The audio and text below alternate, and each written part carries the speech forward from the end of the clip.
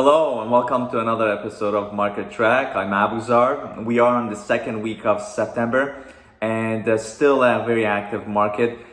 So we'll be going through all the numbers, comparing both condominiums and freehold residentials, comparing 2019 to 2020 and seeing the fluctuation in the numbers. And as always, please remember to like this video and to subscribe. Stay tuned.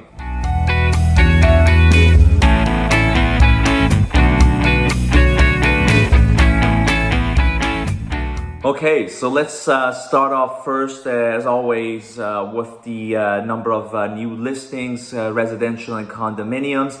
And now what we are seeing is the difference between condominium and residential and the number of listings. So with condominiums, in the past month and a half or so, we've been seeing more listings come on the market. And with freehold residentials, it's pretty much still the same. So we're lacking inventory, and then what we're taking a look at first is the two combined, and then we'll get into them separately, which will provide us a better idea as to what is happening. So as we can see, new listings by week, residential and condominium, and we are on week 35. Since this all began, and as you can see with the number of listings, we are seeing more listings compared to 2019 on week 35, August to August. But mostly you can see this increase in the number of listings is because of the condominiums, and that these two are actually the stats are combined.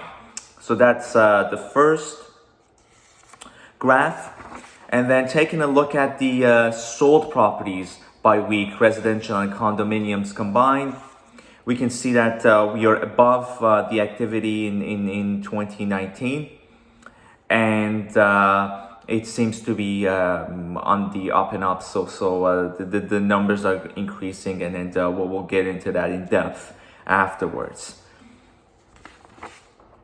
So the average sale by week, price wise, and now we can see that it's pretty much it's going steady. So it is a good thing that we're seeing some sort of a balance. I know it's the fluctuation is still happening, and nobody's to know what's to come. I know the schools are now starting to open up, and hopefully we'll be able to manage this much better than it initially started, with all the panic and everything else. But yeah, so it seems to have started to balance itself, looking at the average sale price by week compared to 2019. And then looking at the average sale price by week, residential only. And we can see that it's pretty much very similar. Obviously, the numbers have increased significantly. But it is taking on the similar pattern as it did in the previous year. And now condominiums, similar. We can see that it's basically it's especially in between week 33 and 35, it's adjusting itself, and although the average sale price is higher for condominiums as well, you can see that it is taking shape very similarly as before. Now we are getting into a bit more detail, looking at residential and condominiums separately, and it's very interesting because this is what I was talking about. We're still seeing fewer listings, and the sales that are significantly more than last year.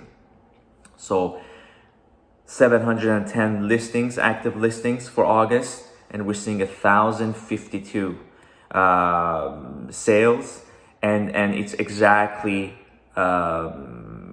opposite of what it was in 2019, where we had about 1,184 active listings and 844 sales. So the previous graphs that I showed you, the fact that the number of listings were higher than before, that's mostly condominiums, that the number of condo units that have been injected. Still a very good market for condos, but this is I guess the reality for the time being. Then we move to the residential freeholds, the number of days on the market. So in August 2020, on average, we are seeing 12 days. Now, again, as mentioned before, and I always say that it's got to be priced right and presented well and marketed well. So if the property falls in these two, then it's the average will be around 12 days. We are still seeing properties that are just overpriced and just the poor presentation, and the deal will still sit on the market, and nothing's changed for them, but we're talking about the average here, 12 days. And then in 2019 we are seeing 22 days, so that's pretty much again cut in half, which is significant. Now, taking a look at the residential freehold, the sold, or as we say, closed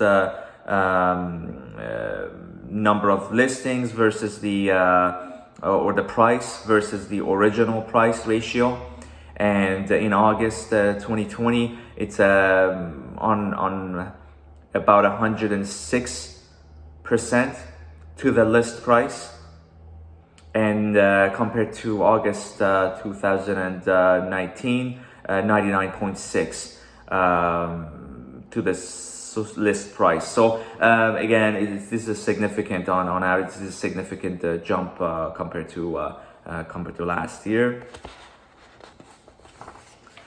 And now we're getting into the condominiums, and let's see what's been happening there. And we can see, as I mentioned before. So now it's a bit different here.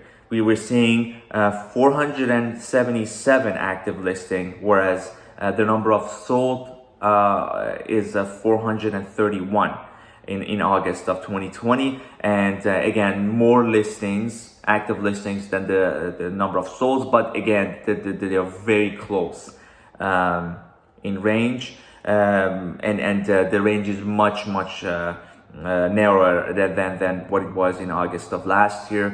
So we had 523 active listings in comparison, and the number of solds were 419.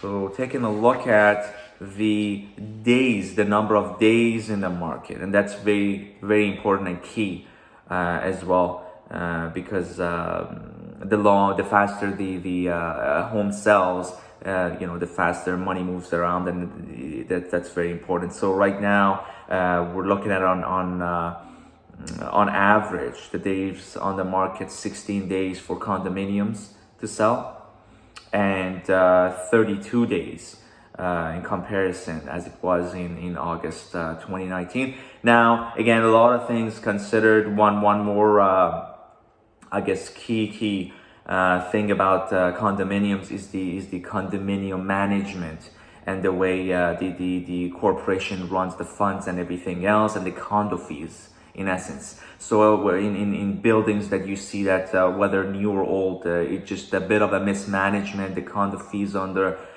higher end, those units tend to stay on the market longer. And again, it defies all of this, just because people tend to be drawn more towards obviously units that cost less and lower amount of condo fees per month. Taking a look at the close price to original price ratio, and for August 2020, we're looking at 101.5% to the list price, and compared to August 2019, 99.4. So it's very similar. So pretty much condo units are selling close to asking. Obviously, there was in residential freeholds, you see almost a 5% difference in the sold price ratio to the list price. So there you have it. I'll try to do rental comparisons in the coming up videos, just to show you the rental market as well. I know a few were interested and indicated that they would like to see that. So what I'll be doing is similar to the comparisons that you've been seeing so far. I'll compare the rental market, the condominium rental market, and how it's changed over the few weeks since COVID started. And as well with the residential freeholds. Again, if I had the time, and the proper way of doing it would be to really get into in detail and depth and compare. When we say freehold, we should really compare single houses with semi-detached, with townhouses. So these should all be provided to you separately. And same thing with rentals, same thing with condominiums, 2 bedrooms, 1 bedrooms, and then bachelor units. They all are viewed or are different in terms of how they sell in this market. So there you have it for this episode. I hope it was helpful and provided you an idea on the market activity. Please feel free to text me, email, or call me in case you have any questions regarding the statistics that I provided in this episode, or any questions regarding real estate in general. Until next time, take care.